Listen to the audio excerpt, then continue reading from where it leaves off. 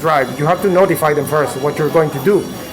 Every time you want to do something, if you don't want any trouble, if you want to legitimize your situation, you have to notify the other party what you're going to do. So the police comes and you have all the registered mail sent to the DGT director, and you say, look, I already talked to your number one, and I sent in these notices. They didn't reply. In Spanish law, if you don't reply after 3 months, you consented to this. You guys consented to it. You don't know, but he knows. Here are the copies of the thing. Do whatever you have to do. You want to give me the fine, that's fine. Yeah, sure. You consent to everything. You consent with a condition. You always consent to everything because a conditional acceptance is honorable and not belligerent in commerce. You always consent. You never deny. You don't have to deny anything. You don't have to confront anyone. Yeah, sure. I will consent and I will accept everything. Obviously, I just one have condition. One question. Where is the contract? With me. Because this is commerce, right? You guys are operating under commerce. You want my financial private information? Yes or no? If you don't get an answer, the same process applies. You have to ask 3 times if you want to reply. If you want to give the answer, they don't reply, they come to you. You have to learn to stand your ground.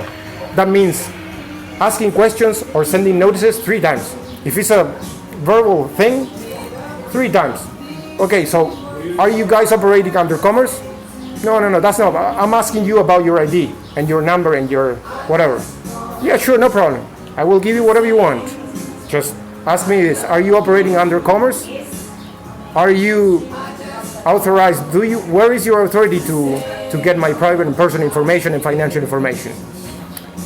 Do you have any evidence? You're claiming that you have the authority, right? Yes. Okay, where is the authority over the living man? Where's the authority comes from some contract that I signed, right? And you think you're claiming something, that you have the burden to prove it. No, there's no comeback to that. You asked that 3 times. Since you don't answer, I'm going to answer for you. The contract doesn't exist, which means you have no jurisdiction and no authority. You guys think you are the authors of this, but I'm under another jurisdiction. Oh, you got to be a strong person to have that argument. Yeah, but you're going to have loads of fun doing it. I've got stuck up all. Oh, here you go. Yes, here you are. Here you are. Oh no, I've argued. You have to roll it, then you can go smiling everywhere because you can always say, Please, here we go. bring it on. I can defend myself. Okay, questions. I can go, yeah. Can I ask how you do about the insurance? Like, who's going to insure?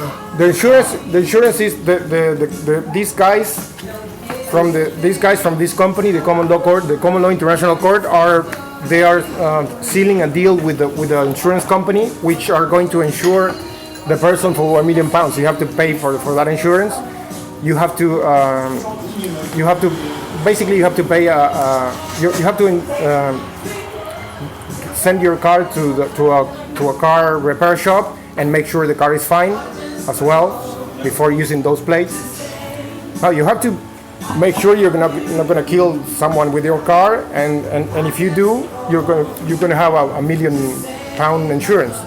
And you send that. You don't send your private details to the corporation. You send a sworn oath saying that you have everything covered, that you are 100% liable for whatever you do, and you're gonna pay, and you're gonna go to jail, or not go to jail because your insurance is gonna take care of the problem. But you have the insurance. You have So then you can actually, as the new entity, new corporation, you're setting up yourself, you can actually then obtain maybe insurance like basic business liability, and that means anything happens, even crash, they represent you then.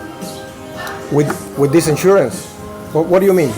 Can you? There is insurance for businesses, which is just if anything happens, they take over. Car accident, somebody send you an invoice you don't know about, and you can then hire these people. You mean if I can get an insurance with this ID? If this entity can get the basic business insurance with some Swiss company.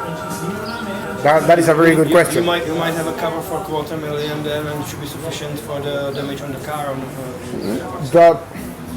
It depends on I haven't tried that because I don't know. But if you need insurance for it because your company is a high risk company, and you can try and get an insurance from this. But if you need an insurance, if you need to be covered, and you can't use this, you just use the other. Just use the government ID. In my country, it's called like a stupidity insurance. Means if you go somewhere and you break something valuable, they charge of it and they cover from it. But the insurance is a private company. It's a private corporation. When you can use You can make up your own contract with them. yeah.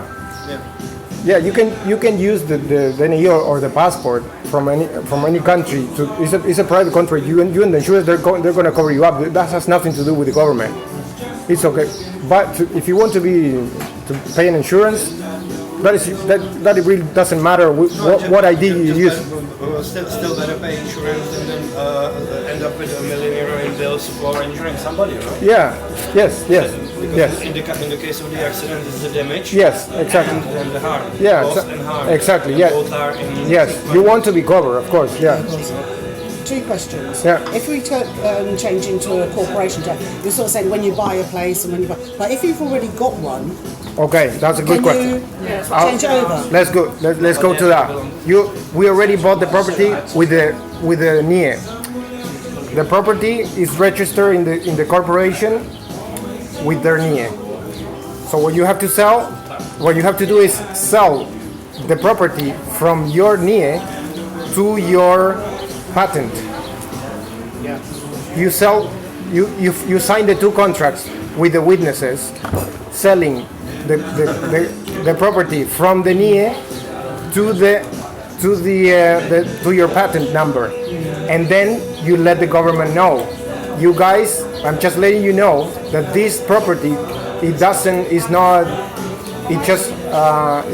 don't have the rights over the property anymore. The it has changed the jurisdiction. It belongs to a corporation. Exactly, it belongs to another corporation which is not registered in Spain.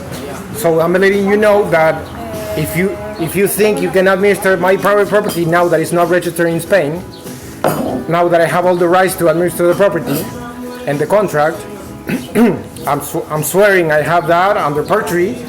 And if you can provide the contract, it's the same thing, but you're selling the property from the NIE to this patent. The thing you just said a minute ago is that the patent isn't registered in Spain. The patent is just that. I know it's a number, but it's registered somewhere. It's registered in the patent office in Spain, but that doesn't belong to the. That is a corporation as well. Yeah. It's a corporation that has nothing to do with the other corporations that belong to the Spanish government. Look, I think this might clarify that. In Mijas, where I live, there are like 10 town halls. Every town hall, every one of those 10 town halls has a different corporation number, they have nothing to do with each other, nothing to do with each other. It's just a private corporation administering this geographical area with 30 employees, 4 million euro capital, and they have nothing to do with the other companies. Since they're all companies, it's the same thing with the patent office. It's just a company where this patent comes up. It's just a private company. Every part of the government is just another small corporation. They operate in commerce. Everything is commerce.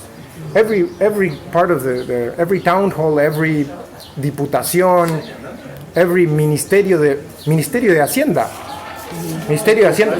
It's a corporation. It has a number. I just looked it up before I came.